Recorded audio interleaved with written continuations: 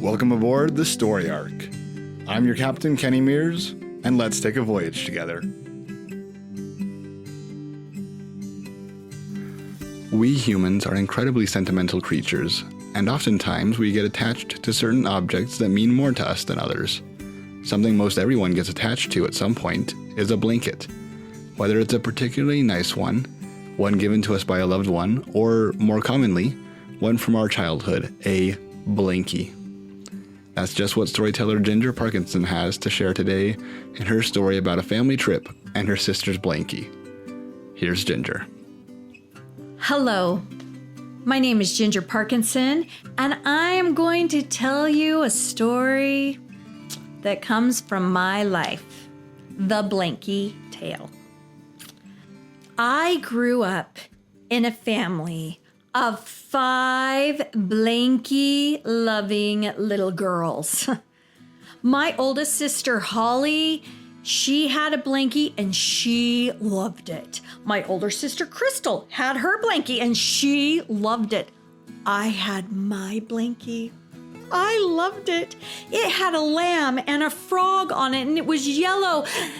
And I don't know what lambs and frogs have to do with each other, but it was my blankie. And I loved it. My little sister Heather had her blankie. She loved it. But my baby sister Elle. Oh, my baby sister Elle loved her blankie. When Elle was just a toddler, my mother would lay her down, and if she didn't have her blankie in her hand, she would scream and kick and cry and howl until my mom would say, girls, go find the blankie. And they would bring the blankie to her, and my little sister Elle would wrap the blankie around her wrist, take the soft satin edge and rub her cheek, and she would be asleep in 5 minutes. When Elle would play with her cousins, she would take her blankie over her shoulder. And one day, her cousin, Matt, looked at her and said, Elle, why are you carrying around your blankie? And she pushed him to the grass and said, I love my blankie, and my blankie loves me. And he said, you can bring your blankie. When we went to church, the blankie went to church. When Elle went to preschool, the blankie went to preschool. Elle took her love for her blankie to a whole new level, to blankie worship. Ah. Well, one day, my dad sat all 5 of us girls down, and he said, girls, we're going to go on vacation to Disneyland. And the blankie negotiations began. My dad sat with my sister Holly. She really wanted to bring her blankie on vacation, but in the end, it was Dad 1, blankie 0. He talked with my older sister Crystal. She wanted to bring her blankie. But in the end, it was Dad 2, blankie 0. I was going to hold out strong. I was going to bring my blankie. But in the end, it was Dad 3, blankie 0. And with Heather, it was Dad 4, blankie 0. And then my dad had to negotiate with Elle. He sat down with Elle. He says, Elle, you don't really want to take your blankie to Disneyland, do you? Yes, I love my blankie, and my blankie loves me. Elle, do you really think Mickey Mouse wants to see your blankie? Daddy, that is a great idea. Of course Mickey Mouse wants to see my blankie. Mickey Mouse will love it as much as I do. Elle, what if you lose your blankie? Don't be ridiculous, Daddy. I would never lose my blankie because I love my blankie and my blankie loves me. And in the end, it was Dad 4, blankies 1. And all of the sisters were glad at least one Blankie got to go to Disneyland. The day for the vacation came. My mom and dad put the suitcases on top of the station wagon, the family vehicle of the 1970s. My mom and dad sat on that bench seat in the front seat. My two older sisters sat in the second bench seat. And then me, Heather, and Elle, the little ones, we sat back in this back flat play area because nobody wore seatbelts and car seats hadn't even been invented when I was that little. And we started playing, and Elle took her Blankie and we put it over all three of us because everything is more fun in a tent. So we drove and we drove and we drove and we drove and we drove, and we got to a town called Las Vegas. We drove down the strip. We had never seen anything like that before. Lights blinked on and off. It was Christmas on steroids. We had never seen anything so classy in our entire lives. And after we drove down that night on the strip with the blinking lights, we drove off the strip and we drove to a really small old motel with an empty swimming pool that on its marquee it said $9.99 a night. And that's where my family stayed.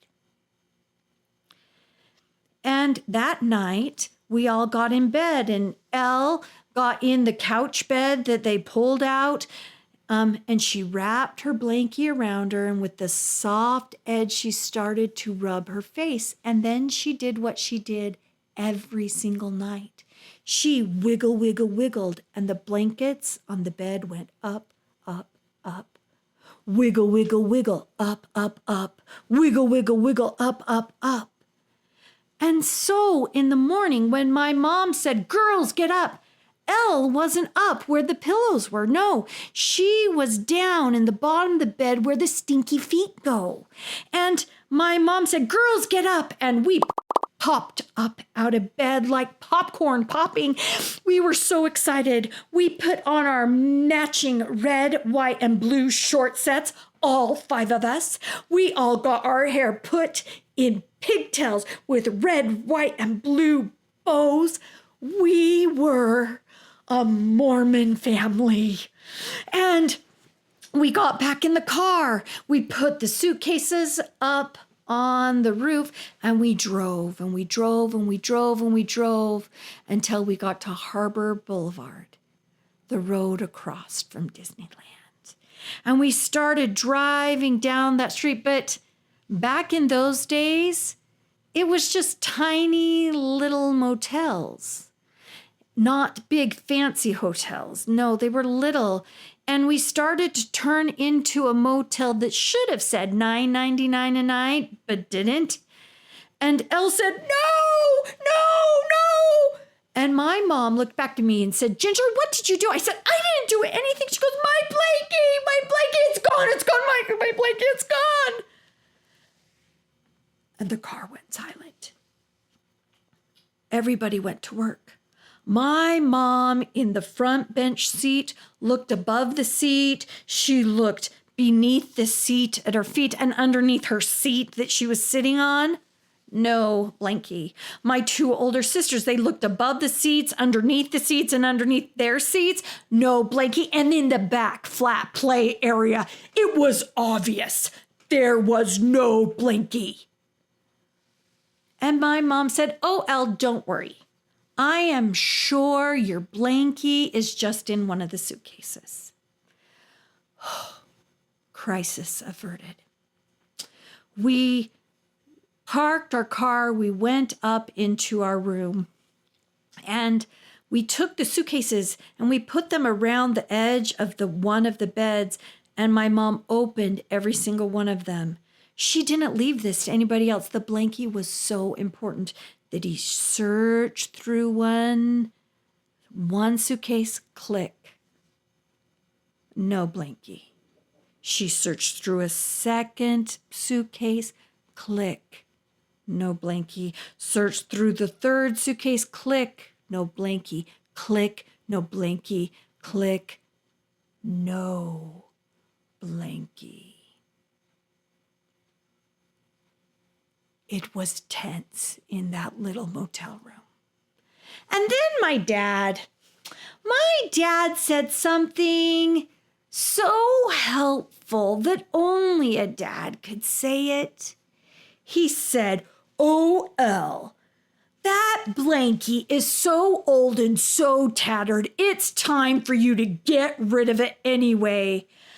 And all 5 of us little girls heard, "Old, tattered blanket, get rid of it." And we all started to cry, because if the baby of the family's blankie was old and ready to be thrown out, our blankies were toast. And my mother looked around this hotel room and went and looked at her husband. And then, well, mothers have magic. She said, "Girls, put on your swimming suits. There's a pool here." And so soon 4 of us were splashing and playing in the pool, but Elle, she just sat by the edge of the pool with her toes barely touching the water. And she cried. She was crying so hard that she was making that pool as salty as the sea. And that night we went to bed, and Elle took the comforter on the bed. She wrapped it around and she tried to rub it, but there were all these little pills on it and it scratched. But she did wiggle, wiggle, wiggle, up, up, up, wiggle, wiggle, wiggle, up, up, up, wiggle, wiggle, wiggle, up, up, up. In the morning, we got up. We dressed in matchy Disney t-shirts and shorts. We had matching bows in our hair again, and we went to Disneyland. We were there before the park opened, and we were excitedly waiting to be let in, but Elle just looked down at her feet. We made it through the turnstiles, and then we were blocked off at Main Street before the park completely opened for reals. And Elle just looked down at her feet. The rope was dropped, and we ran. We ran to Tomorrowland, to Space Mountain. It was the year Space Mountain opened. And we got in the line, and Elle looked down at her feet. We went on Space Mountain. We got off, then we ran to the Matterhorn to get on that ride. And Elle looked down at her feet. And my dad realized that a 4-year-old could completely destroy a Disneyland vacation if something didn't change. So he knelt down and started to talk to Elle. He says, "Elle, what ride do you want to go on?" "Dumbo." "Okay, let's go on Dumbo." And as we waited in line for Dumbo, he said, "Elle, what is wrong?" He said, "Oh, Daddy, I lost my blankie. And I love my blankie, and my blankie loves me, and I'm never going to be happy ever again." And then my dad said, "Elle, what if I told you I would help you find your blankie?" "What, Daddy? You would help me do that?" "Yes, Daddy, let's go right now." And she tried to grab his hand and go out of Disneyland. She was done, but Dad said, No. Listen, first we have to do Disneyland and Knoxberry Farm, and then we'll go look for your blankie. And so Elle, knowing that her dad was going to help her find her blankie, got on Dumbo and made him fly high in the sky. And we spent 3 days in the magical kingdom of Disneyland. And then we went to Knoxbury Farm. And then it was finally the day that we took our suitcases, put it on top of the station wagon, and we started to drive. And we drove and we drove and we drove until we got to the town of Las Vegas. But during the middle of the day with the lights flashing, it's not nearly as classy as at night. And we drove down the strip and then we turned off the strip and we went to the hotel that said $9.99 a night. And as we started to curve in, she says, Daddy, I remember, I know where my blanket is. It's in the bottom of my bed. Because I went wiggle, up, wiggle, up. It's in the bottom of the bed. The car was already coming to a stop. Dad said, you girls stay here. And he went to talk to the receptionist. He talked with the receptionist for a minute. It was hot inside that car because it was Las Vegas and 103 degrees. And then my dad and the receptionist walked out of the where you check in, went to through the side of the motel, and there was a little portico where you could walk through and go back behind where the laundry was done. And my dad followed the receptionist. Inside that station wagon, it was pins and needles. Is it going to be there? Are we going to find the blankie? What's going on? We could not breathe. And then my dad walked out of that portico. He made eye contact with my mom. He made eye contact with all 5 of us girls. But Elle, she made eye contact with him. And when my dad knew he had everyone's attention, he took the blankie and he waved it above his head. The car exploded with an atomic bomb of joy. Elle bounced out the back play area, out the door, ran across the kind of hot, squishy tar of the tar because it was so hot, and jumped up into her dad's arms and said, Daddy, you saved my blankie. I love you. And I love my blankie, and my blankie loves me. And we got back into the car. And Elle took her blankie and she wrapped it around her hand. She took the soft edge and she just rubbed her cheek and she just kept hugging it and saying, I love my blankie and my blankie loves me. I love my blankie and my blankie loves me. And I don't know, but we were a family of 5 little girls, and that refrain, well, we started to make a song about it that went like this. I love my blankie and my blankie loves me. I love my blankie and my blankie loves me. And when my mom and dad were about to go batty with hearing that refrain, we started to make up verses that went like this. When I hold my blankie tight, my blankie makes me feel all right. I love my blankie and my blankie loves me. I love my blankie and my blankie loves me. When I go out to play, my blankie's with me every day. I love my blankie and my blankie loves me. I love my blankie and my blankie loves me. My dad tried to throw my blankie away. I cried so hard I made him pay. I love my blankie and my blankie loves me. I love my blankie and my blankie loves me. I love my blankie and my blankie loves me. I love my blankie and my blankie loves me. The Story Ark is a production of Food for Thought Audio. This episode was written, produced, and edited by me, Kenny Mears. We'd like to thank today's storyteller, Ginger Parkinson, for sharing her story. Ginger is a member of the Utah Storytelling Guild. Be sure to check her and the guild out at utahstorytellingguild.website. If you'd like Ginger to perform for you, she is available for festivals, schools, and libraries.